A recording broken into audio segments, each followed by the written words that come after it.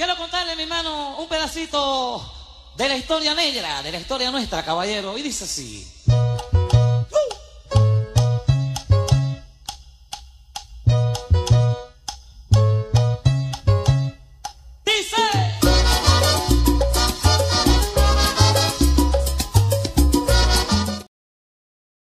Hey everyone, I'd like to thank you for visiting my channel.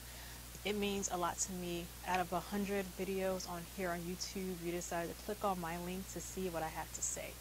So as you can tell by the topic that I posted, it's not related to makeup. On my previous videos, I provide advice on my journey as a freelance makeup artist, what I've been doing to get my business up and running, and what strategies other makeup artists in my position could do to help expand their network. But for today, I want to discuss a topic that is pretty personal to me, and over the past couple of weeks it has been a popular topic, and that is about being a Afro-Latina or Afro-Latinx. And the reason why I want to discuss on this topic because I myself do belong to this community, and I'm planning to launch a project that is specific to not only the Afro-Latin people, but also the Asian Latin people as part of the community as well. So just to give you a background about who I am and where my family's from, my family is from Haiti. And Haiti is in the Caribbean, and we share an island with the Dominican Republic, and both islands together are referred to Hispaniola.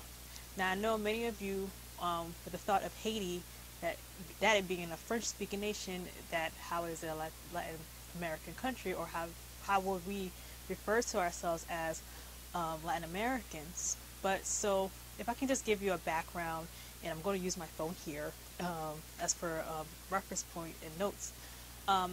Latin America in the United States is a fairly recent term and a social-political term itself that was developed in the United States to capture the increased population of Spanish-speaking immigrants who were coming to the United States. According to the U.S. Census, during the 1930s, the only category to capture Spanish-speaking residents were Mexican.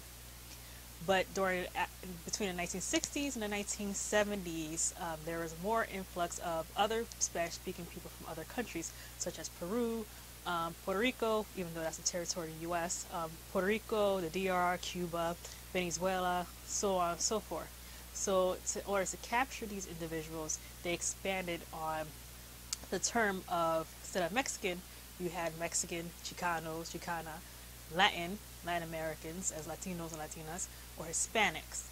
Now, if you were to fill out a U.S. Census form, you will notice that the term, when you do check out the box of declaring yourself either Hispanic or Latin American, it says that you can be Hispanic or Latin despite your race. So, but if you look further, it only limits the term, the usage of Latin Americans as to those who come from Spanish-speaking or Spanish-influenced countries. Now, that issue I take issue with in itself, because the word Latin or Latin America in general means that persons or countries that are influenced by the Latin cultures or Latin languages. And Latin languages or Romance languages fall under French, Spanish, Portuguese, and Italian, and those are rooted in Latin or derived from Rome. So if you come in Latin America, these are countries who were colonized by countries who predominantly spoke these languages and these cultures. And if you look at the history of the Western Hemisphere, the predominant countries who dominated the Western Hemisphere were the English from England, the Portuguese, the Spaniards, the French, and to a certain extent the Dutch in the Caribbean. Now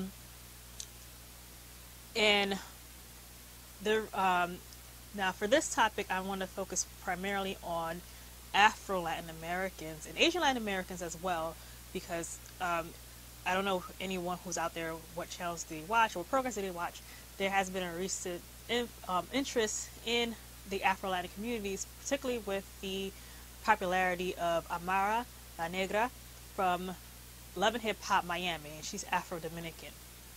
And in one of the past episodes, she had an issue with one of the producers who's Puerto Rican, who questioned her Latinness because, for one, she was dark-skinned, and when she went to one of the meetings, she had her, Afro hair, it was kinky, and that's part of her presentation. That's part of what she's known for. And so, when she came to the meeting, she was kind of taken aback when the producer mentioned that she needs to change her looks and be more presentable. And I kind of see where he's trying to say that she needs to diversify her looks. But if you are getting to know the individual, and the way it came across, it was like Sima came across an attack of her blackness, as if she's too black to be Latina.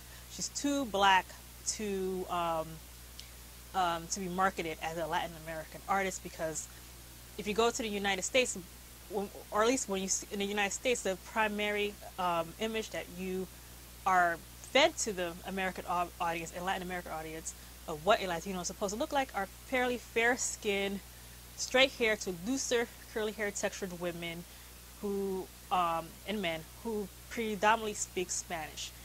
You rarely see an indigenous person, an Asian Latin American, and a dark-skinned Afro-Latin American. And because of the lack of representation, people are not aware of that we exist. And also, it says the media limits Latin Americans to only show only Spanish speaking, and to some extent Portuguese speaking. People don't even are aware that Latin America also includes French speaking nations such as Haiti, Guadeloupe, Saint Martinique, French Guyana, and Suriname. I'm sorry, not Suriname. Suriname's a Dutch country. I'm missing some others too, but French-speaking countries as well. And the reason why I'm taking issues with this is that if you are a Latin American and you're part of Latin American media and you want to fight for equal rights, but yet at the same time you are also denying people who belong to this community as well, because they don't fit the image of what it means to be a Latin American. And I think that's detrimental to the movement, because you cannot ask another country for the same equal rights, like where are the Latinos, where are the Latinas, but at the same time you want to hush or not show that Latin Americans are more of an ethnicity. We come in different shades, we speak different languages, and so that's why I wanted to start a project here in the New York City area that primarily focuses on the disenfranchised Latin American. And this would include finding people who are of Afro-Asian, indigenous Latin American backgrounds and having their photos taken. Primarily I want to focus, this is going to be broken up into segments. The first leg of the project will focus on taking portraits of individuals who are of Afro-Latin background and who are within the fashion industry. So either you're a model, you're a designer, or you're a photographer. And I would like to meet up with these individuals to kind of get a discussion what was their experience as sharing both being black in America and being black part of Latin America, and how they're using their dual identities to change the face of Latin American media and American media.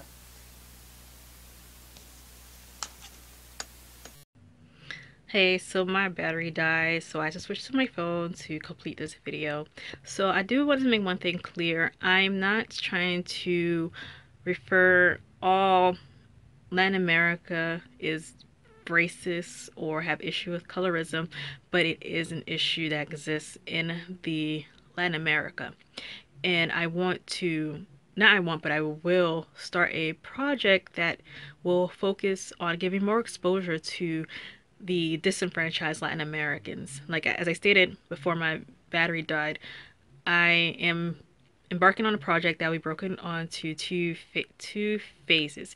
Now, the first phase will start on March 31st, and that will just focus on more of a fashion perspective, in which I will I am looking for models in the New York City area who are of either Afro-Latin or Asian Latin American descent. I'm looking for photographers who have specialized in fashion photography, particularly portrait and beauty photography. And I'm also looking for makeup artists as well who are willing to volunteer their time. As I'm seeking to have at least 6 to 8 models, I'm looking for a minimum of 2 makeup artists, specifically those who can execute lip art. Details as to the style I'm looking for, once again, will be on my social media accounts. So the overall goal of these photography works is to market these photography works to other magazines, as I'm plans to have these items published in local online magazines. The reason why, as I stated, I want to increase their exposure. We do have like Latina magazine, but even though they're doing their efforts to show other types of Latin Americans, I don't think they're doing enough. And once again, they only limit Latin Americans to either Spanish or Portuguese speaking nation and excludes the French speaking nations. And I want to have more exposure, that not just racial wise but also language wise, there's other types of Latin Americans as well. So and for you guys, in order for me to be successful, I need this video to get as much exposure. So if you can, please like this video, share this video as much as possible, comment below. I really want to know your thoughts of, you know, if you are Latin American, what are your thoughts about the lack of diversity in our own community? I really appreciate it. Thank you and take care.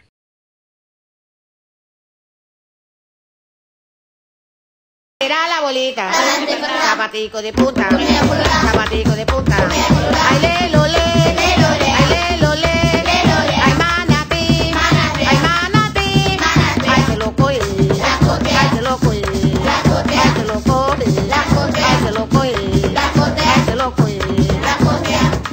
Correrá la bolita, correrá la bolita, zapatico de punta, zapatico de punta. Ay le lo le.